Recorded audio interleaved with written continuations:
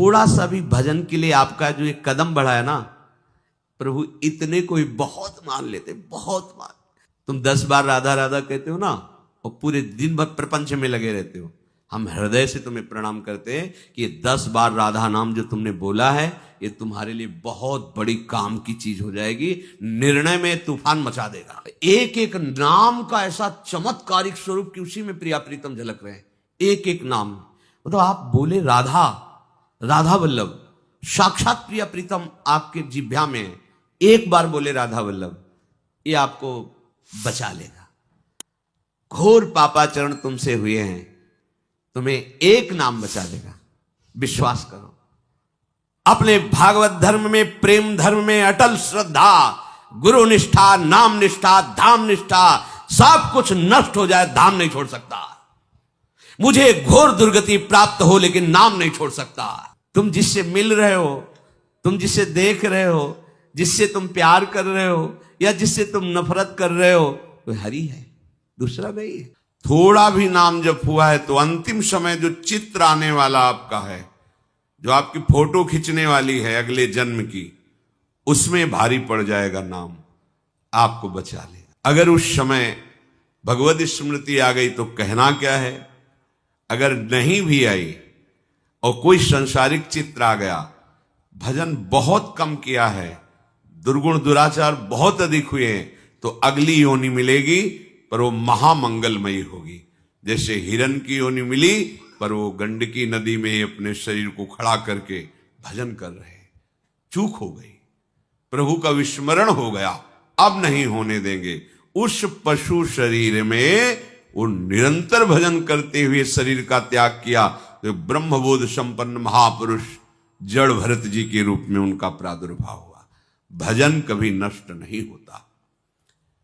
प्रभु कह रहे हैं कि जीवन भर जो आप कर रहे हो वही आपकी अंतिम अगले योनि के लिए स्थिति होगी। अंतिम चिंतन के अनुसार मनुष्य को अगली योनि में जाना होता है, ये नियम है। प्रभु की स्मृति में यदि आप समय व्यतीत किए हैं, सत्संग सुना है, धाम के दर्शन किए, धाम वास किया, नाम जप कर रहे हैं, वाणी पाठ कर रहे हैं, भगवत कथा कह रहे हैं, सुन रहे हैं, ये वासनाएं एकदम नष्ट नहीं होती। ऐसा नहीं कि परमार्थ का पथिक जे ही इस मार्ग में कदम रखा तो वासनाएं भस्म हो गई, ऐसा कहीं नहीं लिखा, ऐसा है भी नहीं, चलने पर अनुभव होता है। जे ही इस मार्ग में कदम रखा तो वासनाओं का तूफान आ जाएगा। जो आप वासनाओं के तूफान को संसार में देख रहे थे वो कम है, क्योंकि माया जान रही मेरी पक्ष में ये गिरा पड़ा है। और जिस दिन आप परमार्थ के लिए कसेंगे तो देख लेना घबराहट पैदा कर देगी तुम्हारे मन में वासनाओं का तूफान। ऐसा तूफान बड़े बड़े साधकों में हमने देखा है, निर्णय करने की शक्ति खत्म हो जाती है। माया भगवान की ही सामर्थ्य से युक्त है, इसलिए वो कहते मामे हुए मैं निकालूंगा, मेरी शरण में तू रहे, तेरी सामर्थ्य नहीं तू निकल पावे। स्पष्ट घोषणा कर रहे हैं, मामे हुए प्रपद्यन्ते माया में ताम तरंती पे। हमारा चिंतन भगवत स्वरूप हो जाए, इसीलिए तो लगे हैं ये दौड़ भाग। घबराइए नहीं, इतना भी अपने को मत निराश कर लीजिए कि आप चल नहीं पाएंगे, बिल्कुल नहीं। बहुत कृपा का मार्ग है, बहुत दुलार करते हैं हरि। राई के सम भजन को मानत मेरु समान। ये संसार का स्वरूप अलग है, करुणा निधान का स्वरूप अलग है। आप निराश कभी मत होना। दोष हमें खींचेंगे, गिराएंगे, पर हमारे मालिक देख रहे हैं ना, ये हमारे लिए प्रयासरत है। बस ये बात देखना, हमारे लिए प्रयासरत है। आपकी कॉपी जब जांची जाएगी तो बढ़िया नंबर आएंगे। अगर आप कपट कर रहे हैं, दंभ कर रहे हैं, पाखंड कर रहे हैं, फिर मालिक जान रहे हैं, फिर निर्णय में सही अंक नहीं आएंगे। ध्यान रखना, अंदर की बात हमारे प्रभु बहुत सूक्ष्मता से देखते हैं। प्रभु हृदय की बात देखते हैं। ये चलना चाहता है, ये मेरे लिए समर्पित है, नहीं चल पा रहा है, आप बिल्कुल चिंता मत कीजिए, मेरा क्या होगा, वही होगा जो परम मंगल होगा। हमारे प्रभु आश्रय को देखते हैं, हमारे प्रभु हृदय की बात को देखते हैं। करत सुरत सैबार है कि उस जीव के प्रति प्रभु बहुत कृपालु होते हैं जो थोड़ा सा भी प्रयास भजन के लिए शुरू किया है। बाहर वाले लोगों की बात मत मानो, हम आपको हृदय की बात कहते हैं। अगर वो ऐसा ना माने तो किसी की सदगति ना होने दे माया, आप समझ लीजिए। थोड़ा सा जहां हम चले प्रभु की तरफ, तो जैसे अत्यंत मोही पिता, वो लड़खड़ा के बालक ऐसे करके चला, वो दौड़ पड़ा, क्योंकि छोटा बालक पता नहीं चल पाए कि ना चल पाए, कहीं गिर ना जाए, वो दौड़ पड़ता है। ऐसे ही तुम अपने प्रति विश्वास रखो। हम नहीं चल पा रहे, बहुत फिसलन माया की है, दौड़ आएंगे प्रभु। बोले 10 साल तो हो गए। तुम्हें 10 साल बहुत लगता है, अभी 10 साल के 10 जन्म व्यतीत हो गए महात्माओं के साधन करते हुए, और आप अगर 10 साल में 10 मिनट भी भजन करने लगे हो ना, तो माया पर बहुत बड़ी तुमने विजय प्राप्त कर ली। 10 मिनट, ये सब कोई इसका महत्व नहीं जानेगा, पर इतना लेकर हम फिर प्रपंच रति करें और पापाचरण करें, ये चूक हो जाएगी। थोड़ा भी भजन बहुत बड़ा काम करता है। ये मतलब कुछ बातें ऐसी होती जो कहने में एक हल्की नजर आती। कई महात्मा ऐसे स्वप्न में जिन्होंने नाम की महिमा का परिचय दिखाया, ऐसा सुंदर महल जिसमें हर जगह नाम लिखा हुआ है, बीच में वो खड़े हुए हैं। पर हम वर्तमान में एक नाम लेकर विषय चिंतन करेंगे तो जलते रहेंगे। हम परिणाम की बात नहीं करें, तो ये जलन मिटे और वर्तमान भगवदाकार हो जाए तो कितना बढ़िया रहेगा। इसलिए हमें निरंतर नाम जप करना है। एक नाम के लिए हमारी इतनी श्रद्धा है, इतना विश्वास है कि फूल करके छाती, एक नाम ले लिया ना राधा, बात बन गई। ये बहुत बड़ा काम करेगा, बहुत बड़ा काम करेगा। इतनी बड़ी ट्रेन चलती है, इंजन में पावर होता है, डिब्बे सब केवल उसके सहारे से। इतनी बड़ी ट्रेन का इतना कनेक्शन होता है, हजारों लोगों की यात्रा पूरी होती इतने कनेक्शन से। एक राधा नाम का वो कनेक्शन मजबूत हो गया। जो बोला कि बड़े बड़े महापुरुष जो प्रिया प्रीतम को अपने हृदय में दुलार करते हैं, वो एक नाम लेने वाले को बचा लेंगे। हमारी की बात नहीं कहते, उन महात्माओं की बात कहते हैं। देखो, वो इष्ट के नाम का प्रभाव जानते हैं। व्यक्त अव्यक्त महापुरुष गोस्वामी जी जैसे कह रहे हैं, तुलसी जाके मुख से धोखे निकसत राम, ताके पग की पगतली मोरे तनु की। ओहो, अगर इसको हम अपनी बिल्कुल सरल भाषा में कहें तो इतना महान हो गया कि अगर मेरी चमड़ी उतार कर उसकी जूती बना दी जाए तो कोई बात नहीं। मतलब इतना महान वो हो गया, तुलसी जाके मुख से धोखे निकसत राम। ये महिमा किसने जानी? राम नाम में अपने जीवन को समर्पित कर दिया तो ये प्रभाव जाना। श्री राधा नाम, कृष्ण नाम आप उच्चारण किए थोड़े भी, अब आपको भयभीत नहीं होना है, पर प्रमाद करके विषयों की तरफ भी नहीं जाना है। परिणाम हमारा मंगल होगा, पर वर्तमान हमारा मंगल ना हो। इसलिए हम प्रतिपल भगवत चिंतन में लगे। अगर हम विषय चिंतन करते रहे, बिल्कुल नाम नहीं जप किया, तो फिर हमारा कहीं ना कहीं किसी वस्तु व्यक्ति स्थान में ही राग रहता है, और परिणाम में वही। ये अंतिम समय बिल्कुल फोटो खींचने वाला समझो। जैसे फोटो खींच रही है, अब आपने मुंह टेढ़ा कर लिया, आंख बंद कर ली, तो आपकी वैसे ही फोटो आएगी। बस अंतिम समय फोटो समझो। आपका चित्त जहां है ठीक वही निर्णय, और चित्त वही होगा जो जीवन भर किया। भगवान कह रहे हैं सदा तद्भाव भाविता, जिस भाव से भावित रहे वही अंतिम सीन आएगी। हमें सदैव भगवत भाव से रहना है। हमारा भगवत भाव तभी रहेगा जब हमारे हृदय की भक्ति हर समय प्रकाशित रहे, मंद न पड़ने पाए। देखो, बड़ी कृपा से भक्ति का बीज हृदय में आता है, फिर बीज अंकुरित होता है, फिर वो पौधा है, फिर वो वृक्ष बनता है। जब वृक्ष रूप में हो जाए तो फिर कोई परेशानी नहीं रहती। अब जैसे अंकुरण हुआ है, वो अगर बकरी मुंह मार दे, गया।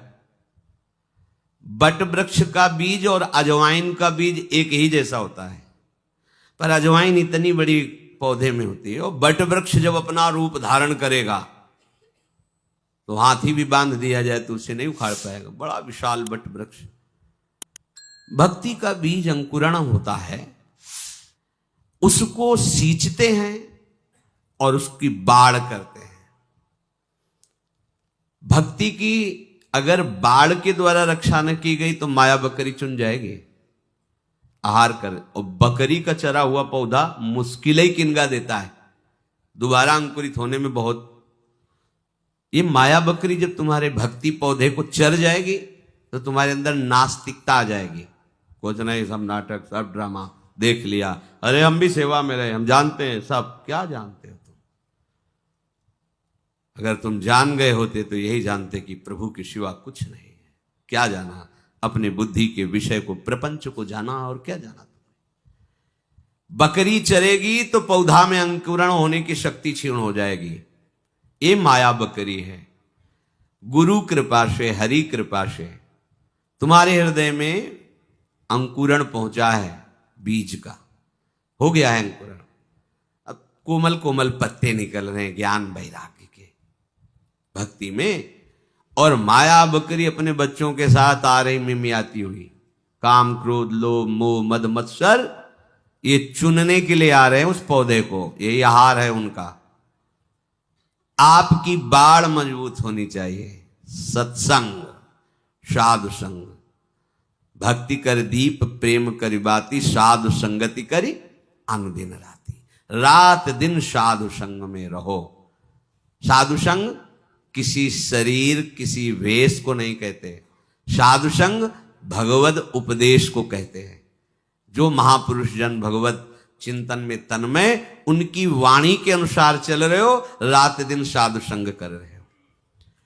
जब कोई उपासक भक्ति मार्ग में जुड़ता है तो किसी भी महापुरुष का आश्रय लेता है, किसी भी संप्रदाय के, किसी भी, सब भगवत चिंतन परायण महात्मा जन है। जब आश्रय लेता है तो उसे आनंद की अनुभूति होती है।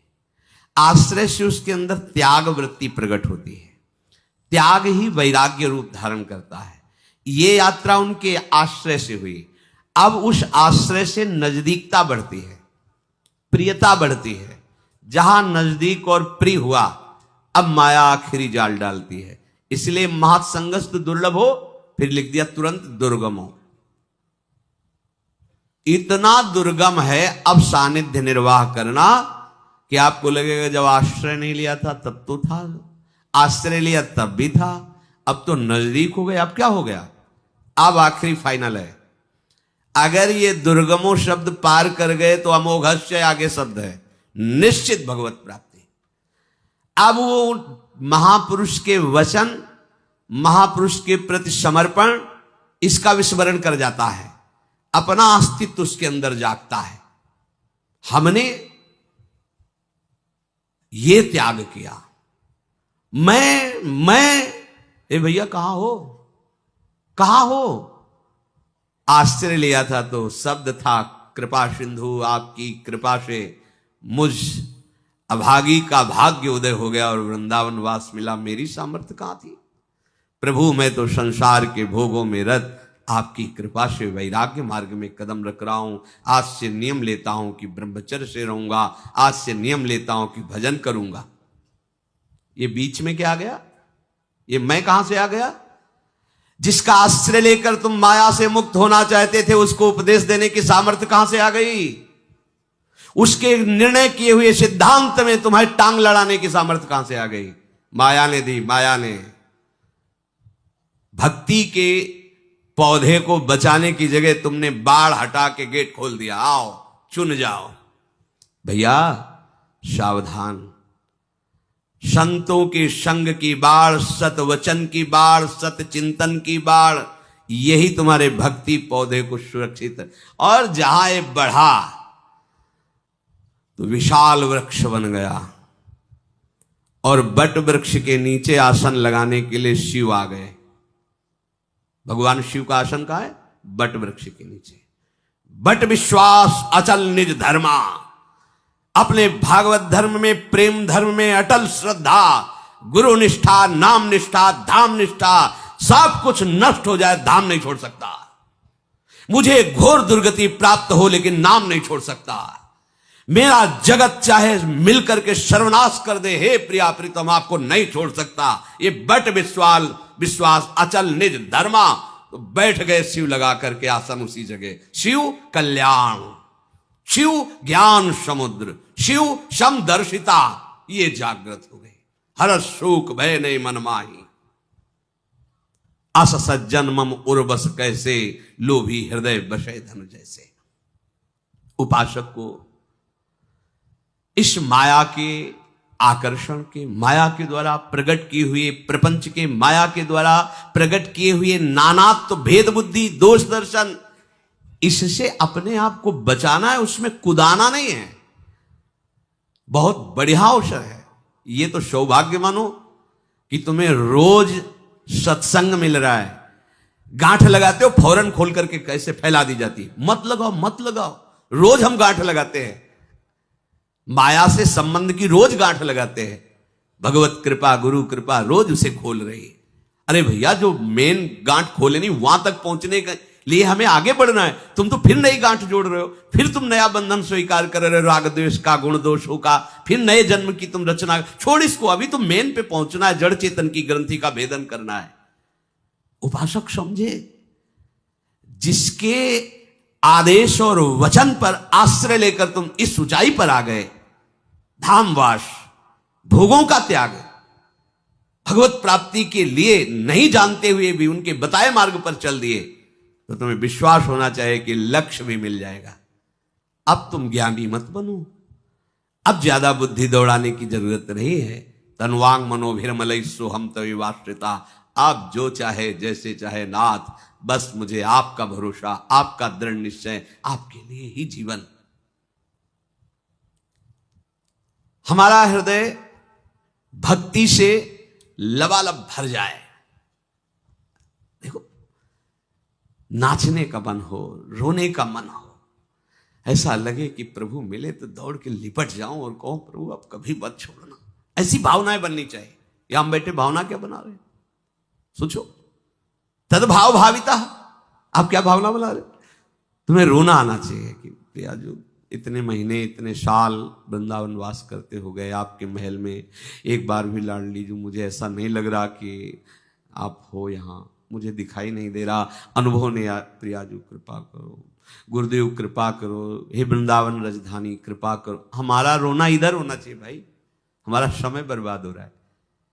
हमारी समस्या का समाधान प्रियालाल है, संसार नहीं है, भोग नहीं है, अनुकूलता नहीं है, प्रशंसा नहीं है।